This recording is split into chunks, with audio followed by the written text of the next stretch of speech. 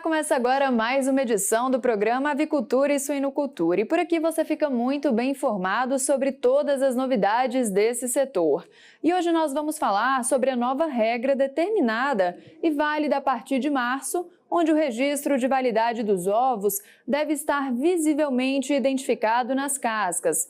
Para entender todos os detalhes sobre essas mudanças, vamos receber a nossa convidada, que é diretora administrativa do Instituto Ovos Brasil e coordenadora técnica da Associação Brasileira de Proteína Animal, a BPA, Tabata Lacerda. Tabata, bem-vinda aqui à nossa programação. Olá, Carolina, muito bom estar com vocês aqui hoje para poder esclarecer essa questão que a gente está recebendo muitas dúvidas e muitas questões de produtores, consumidores e todo mundo. Olha, eu imagino e já adianto que se eu não te perguntar nada, você pode acrescentar aqui pra gente, porque toda dúvida precisa ser esclarecida, viu, Tabata? Já é. Vou começar aqui te perguntando, então, qual que é o objetivo principal dessa exigência, né, de imprimir as informações e deixá-las ali expostas nas cascas dos ovos, né? Isso. Como todo mundo sabe, a rotulagem dos alimentos deve seguir com o rótulo até o final, o consumidor final, né? Então, por exemplo, quando você está no supermercado e se abre uma mortadela e ela é fatiada, aí se coloca uma nova embalagem com a validade e as características daquele produto. Então, a ideia do ovo era a mesma coisa. Então, essa rotulagem vai vir só para aqueles ovos que vão ser vendidos soltos. Então, os ovos que vêm em bandejas, como a gente já compra hoje em dia, que já tem a sua embalagem com a rotulagem e tudo mais, esse daí não vai ter, porque aí você levou ele para casa com a rotulagem já anexa. Então, nessa rotulagem já tem a data de validade, o produtor e tudo mais. A ideia do Ministério da Agricultura é para aqueles ovos que não têm identificação, o consumidor não fique perdido. Então, quando ele levar para casa um ovo solto, por exemplo, aquelas pessoas que compram na feira 3, 4 unidades, que elas possam ter a identificação do produtor e a data de validade para poder prever algum problema ou alguma coisa nesse sentido e para também consumir até a data final da validade do produto. E como que essa mudança ela impacta ali a questão da rastreabilidade e segurança alimentar no Brasil? Hoje, o ovo ele é muito seguro de ser consumido, né? Principalmente porque ele já vem na sua própria embalagem, né? Não é um produto que se degrada tão fácil. Mas as regras da Anvisa se aplicam a todos os alimentos. Então, você consegue rastrear qual vai ser o produtor e a data de validade. São as duas informações que vão nesse ovo que será vendido solto. Como eu comentei, apenas nos ovos que são vendidos soltos. Por exemplo, naquelas caixas que são vendidas fechadas para uma confeiteira, para um salgadeiro, para uma padaria que vai utilizar os ovos, não vai precisar dessa rotulagem, porque ele já tem a caixa e já vai receber todas as informações ali na caixa. Para o consumidor que também compra a bandeja ou aquela caixinha com 12 unidades ou com 6 unidades, em que já tem todas as inscrições necessárias na rotulagem, também não vai ter. Então, você vai manter a rastreabilidade, você está dando mais um passo na rastreabilidade daquele produto que era vendido separadamente e individualmente, como é direito do consumidor comprar. E quais tecnologias ou métodos podem ser utilizados para imprimir essas informações sem comprometer a qualidade do alimento, do produto, né? Então, para os consumidores, isso pode até parecer uma novidade, mas para a indústria de ovos, essa já é uma tecnologia antiga. A impressão da tinta, é claro, ela é de fator comestível, então a tinta é inócua, claro, não vai prejudicar o alimento, não é uma tinta comum, é uma tinta que pode ser consumida caso ela venha a entrar no produto, o que é muito difícil, né? Porque a casca tem ali suas características de proteção. E aí, tanto que as grandes empresas, muitas empresas já têm essa máquina, porque para todo ovo exportado do Brasil, já é necessário ter alguma inscrição de rotulagem na casca para o ovo exportado. Por exemplo, em Pernambuco também, o estado decidiu que, como eles tinham comercialização alta desses ovos soltos, então eles já tinham que ter essa tecnologia. Então, o estado de Pernambuco inteiro já está adequado. Já tem as máquinas, já usa a tecnologia, não vai ser um problema. E algumas empresas, como o consumidor pode observar, muitas vezes traz já impresso no ovo a marca de seus produtos, porque isso virou um marketing também. Então, não é uma tecnologia nova, mas ela vai ter que chegar há muito mais produtores do que hoje em dia. Então, isso pode ser um empecilho aí no futuro, mas as empresas já estão em processo de adequação, porque já sabiam que essa regra poderia chegar em algum momento, devido a esse fato do ovo solto não ter a identificação.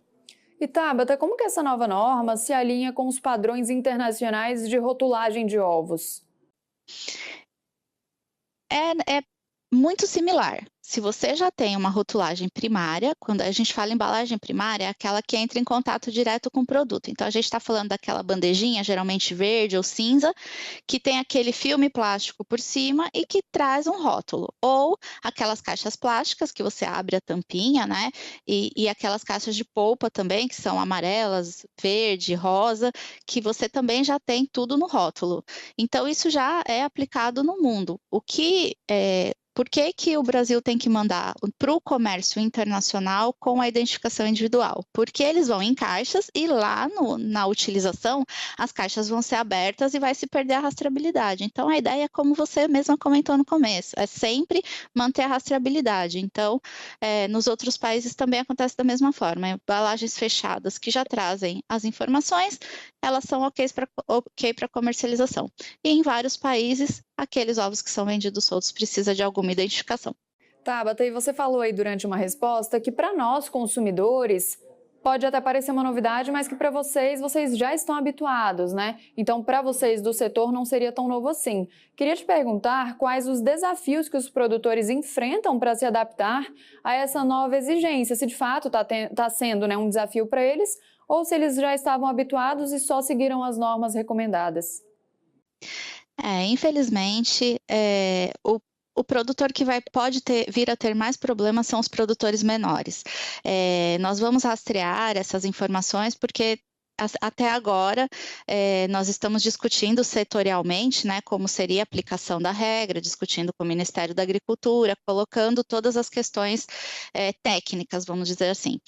E aí, depois que a regra entrar em vigor, aqueles que não conseguirem se adequar, a gente vai fazer algum movimento setorial para ter um suporte aí para aqueles que não conseguirem se adequar, porque realmente isso vai ser mais complicado para aqueles pequenos produtores que vendem localmente. Então, os produtores que vendem localmente, quem já vende para supermercado, já tem toda a rastreabilidade, já tem que seguir inúmeras regras, né? O Brasil é um dos países com mais regras, as nossas regras são mais rígidas, inclusive, que o resto do mundo.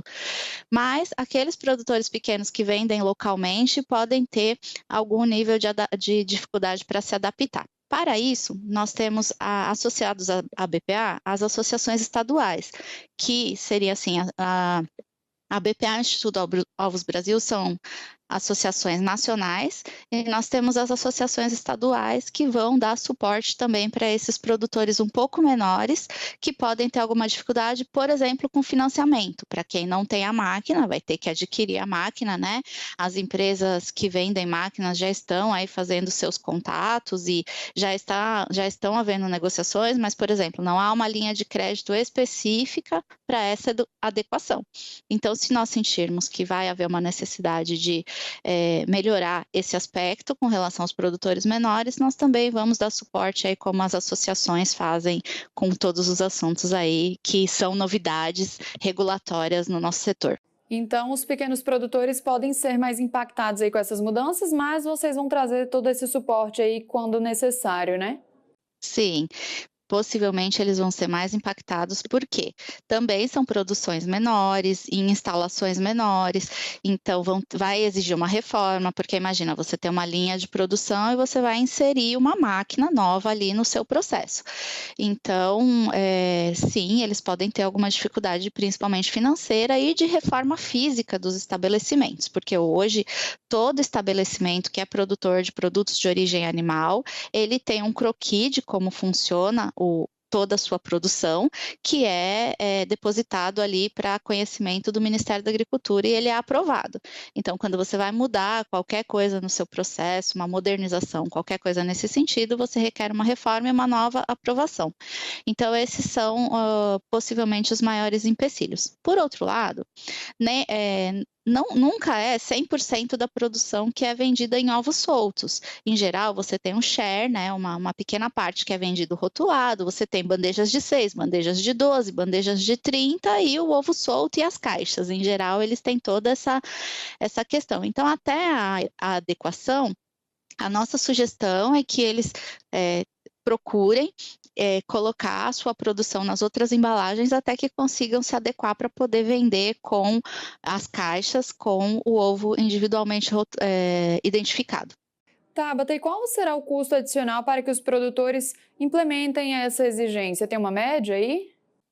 Olha, as máquinas variam muito, porque vai variar desde uma pequena máquina para uma pequenina produção de poucos R$ 1.000, até uma produção média e grande que vai ter maquinários que vão ter que conseguir suportar toda a produção diária. Mas o valor individual do ovo, a tinta que vai ser colocada, é um valor muito pequeno com relação à produção do ovo hoje ainda. E além do mais, além do valor individual da tinta não ser tão problemático, quanto mais pessoas usarem aquela história, né? Maior a oferta, então vai ter questões de mercado aí a serem decididas com relação à tinta, mas não passa de centavos por unidade, são pouquíssimos centavos por unidade então assim, não vai afetar o consumidor final com preços de maneira alguma, e o produtor vai ter um custo bem individual depois da compra do maquinário, apenas para tinta, que é centavos aí em cima de cada unidade. Era justamente essa minha última pergunta aqui nesse primeiro bloco, se então esse preço chegaria ali no consumidor final. Então a resposta é não, o consumidor pode ficar tranquilo. Sim, pode ficar tranquilo. As variações de mercado do ovo, elas variam conforme outras commodities, né? Então, a gente tem umas questões de variação, mas não vai ser essa um empecilho maior para mudar preço de ovo nesse momento. Não é individualmente, depois do maquinário instalado, não é um custo excepcional, assim, e que vai necessitar alterações drásticas de preço. O consumidor não vai receber essas alterações. Tabata, obrigada pelas informações até aqui. A gente vai fazer aquele rápido intervalo, mas antes faço um convite para você de casa. Reveja esse e outros programas da nossa grade no nosso canal que aparece aí na sua tela no YouTube. Acesse o AgroMais TV e assista onde e quando quiser, tudo na íntegra. A gente volta já já, não saia daí.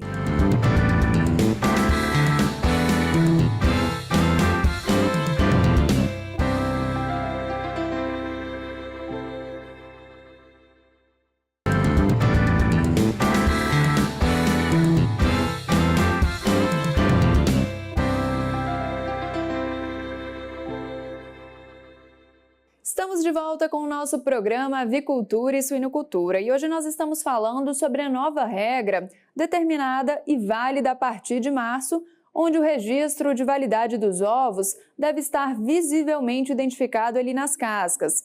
E a minha convidada é a diretora administrativa do Instituto Ovos Brasil e coordenadora técnica da ABPA, a Tabata Lacerda. A gente estava falando aqui sobre preço, tanto para o consumidor quanto para o produtor. E Tabata, agora falando um pouquinho sobre mais segurança para os consumidores. Essa mudança traz uma segurança a mais, né? Tendo essa informação ali de maneira visível? Sim, nós sempre comentamos no Instituto Ovos Brasil a importância do consumidor se atentar às questões da rotulagem de todos os produtos de origem animal, não só dos ovos, mas dos ovos adicionalmente. Quando a gente fala para o consumidor, a gente explica, olha, veja se tem o serviço de inspeção, né? Sempre tem um carimbo ali, serviço de inspeção federal, o serviço de inspeção estadual, serviço de inspeção municipal, nas embalagens, nas rotulagens.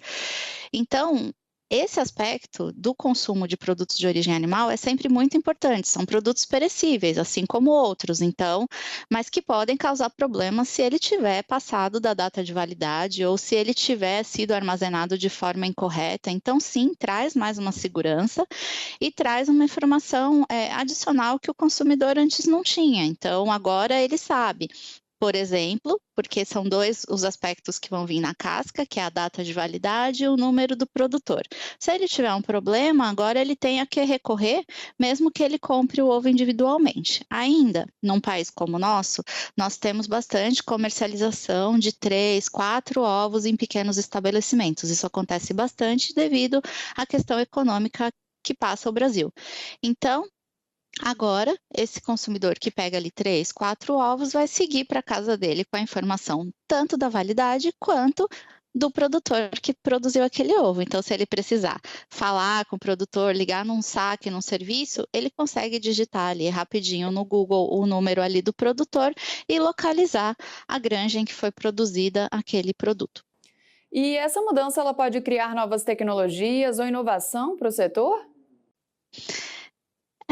Sim, porque como eu comentei, já tem algumas empresas utilizando isso como marketing. Então, isso é um aspecto muito importante, você poder ter a marca do seu produto ali no ovo individualmente. Já tem algumas empresas que quando você chega em casa, você abre a embalagem e está ali o logotipo da empresa no ovo, o que é comum a outros produtos e não era tão comum ao setor de ovos. O setor de ovos demorou um tempo para trabalhar marketing e tudo mais, ainda é um pouco considerado uma commodity que em alguns produtos tem pouco valor agregado. Então, isso também vai ser um diferencial para os produtores poderem levar a sua marca para os consumidores visualmente falando, né, que a gente não tinha antes. E como eu comentei que a tinta não é um valor muito alto aí para agregar ao produto, talvez eles encontrem também outras ferramentas para poder melhorar essa questão, assim, após terem adquirido os equipamentos. Tabata, e como que o setor agro vê essa mudança em comparação a outras regulamentações recentes? Assim, o setor está aceitando de maneira tranquila, vem se adaptando? Olha, essa normativa que trouxe essa questão da rotulagem individual, ela era uma normativa muito antiga. A primeira versão dela era de 1990 e nós passamos setorialmente praticamente 5 anos discutindo todas as alterações. Essa não é a única novidade, nós temos outras partes da área produtiva que vão ser cobradas aí a partir de março, dentro desse rol de questões regulatórias aí que veio com essa nova normativa, que trouxe também essa questão. Como eu comentei, o Brasil é um dos países que tem uma área regulatória muito mais pesada, né? Nós tivemos, inclusive, uma equipe do Ministério da Agricultura, produtores, que foram visitar a produção dos Estados Unidos e viram o tanto que o Brasil cobra a mais do que o nosso principal concorrente, vamos dizer assim. Então, nós sempre comentamos, com relação à qualidade e inocuidade do produto e segurança alimentar, o setor de ovos é muito seguro e ele é fiscalizado, né, pelo Ministério da Agricultura. Para aquelas empresas que não sabem, ele tem a fiscalização regulamentada aí para todas as categorias. Então, sim, vai trazer outras novidades com a parte do setor produtivo, como, por exemplo, temperatura de armazenamento, como, por exemplo, o modo de se fazer as instalações, como se faz a lavagem. Então, todas essas questões também foram trazidas nessa nova normativa que entra em março.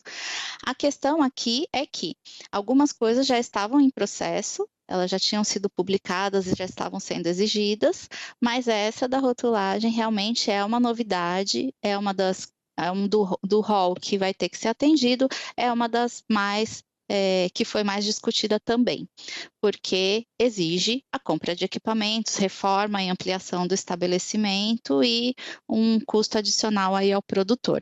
Então, sim, temos outras questões. A regulamentação trouxe muitos outros aspectos para o setor produtivo, mas nós estamos discutindo há mais de 5 anos com o Ministério da Agricultura, setor produtivo, associações estaduais, produtores locais, todas as questões dessa nova normativa. E Tabata, como que essa norma pode afetar o mercado informal de ovos vendidos sem embalagem? Sim, esse pode ser um problema. A gente sempre comenta que nós fazemos as regulamentações e a gente dá suporte para aquelas pessoas e empresas e produtores que agem de forma correta, né? Então, nós esperamos, a nossa expectativa é que fiquem todos dentro da lei. Para aqueles que não se adequarem e que não estiverem dentro da lei, a gente dá suporte para adequação Mas aqueles que seguirem com irregularidades devem ser denunciados. Nós sempre comentamos que o que é ilegal deve sempre ser denunciado e deve ser corrigido. Não, o setor é muito pulverizado, nós temos inúmeros produtores de ovos no Brasil, inúmeros mesmo, né, muitos mesmo, e não queremos que de forma alguma chegue ao consumidor algum produto que não tenha sido fiscalizado ou que não esteja dentro dos padrões equivalentes àqueles todos que estão seguindo as normativas. Tabata, e existe algum impacto ambiental nessa nova exigência? O processo de marcação, por exemplo, pode gerar algum tipo de resíduo ou ser menos sustentável? A questão da sustentabilidade tem sido muito trabalhada pelas empresas nos últimos anos, né? Porque a gente tem inúmeras exigências. Mas, por exemplo, dependendo da sua estratégia de sustentabilidade, você pode tirar o filme, que é um plástico, e rotular ele individualmente e vender na bandeja. Então, vai depender muito do tipo de produção e o que você vai querer com o futuro da sua parte de sustentabilidade. Mas sim, ele pode, por exemplo, substituir a embalagem plástica.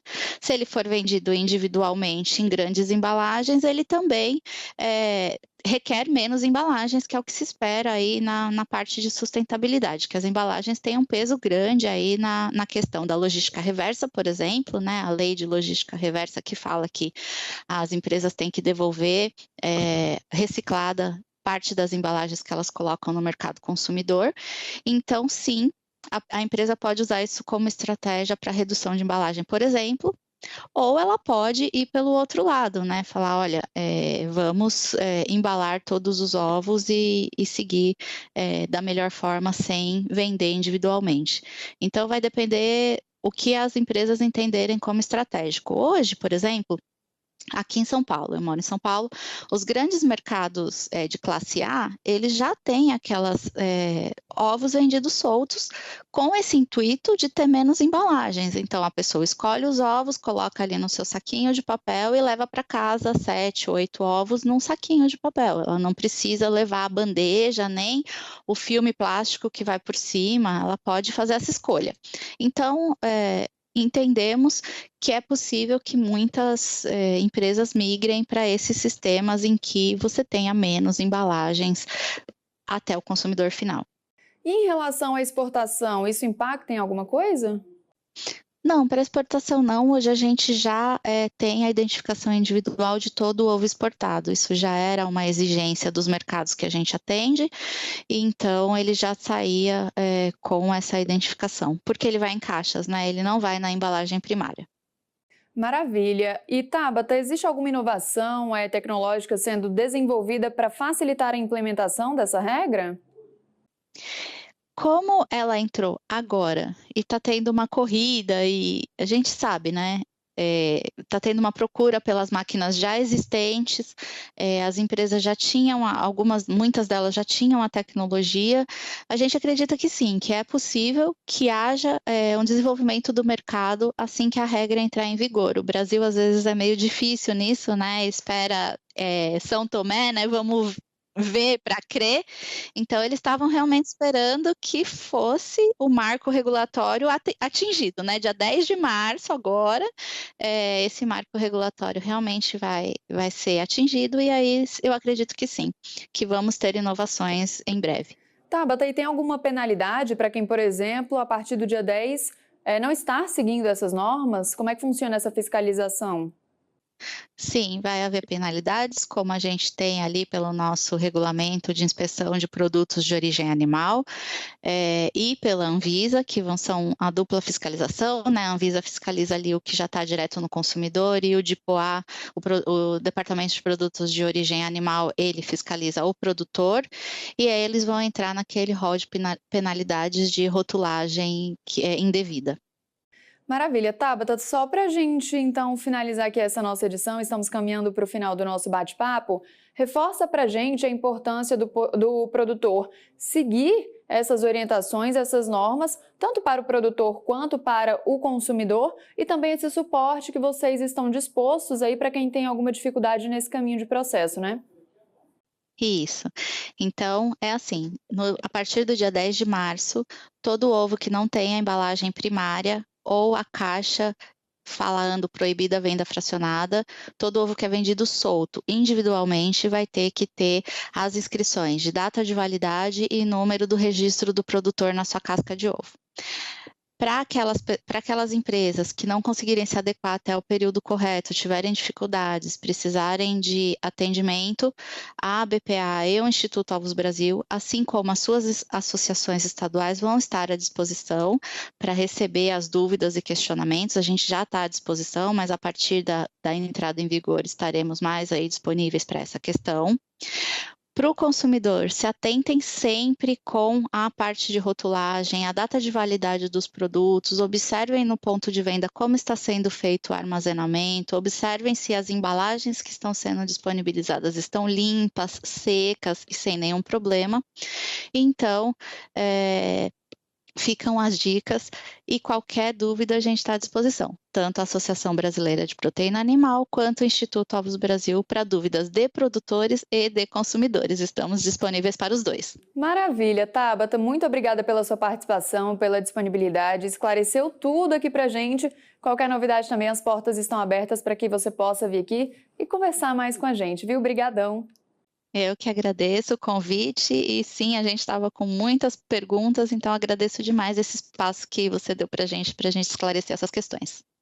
E assim terminamos a nossa edição do Avicultura e Suinocultura. Muito obrigada pela companhia e até a próxima. Tchau, tchau!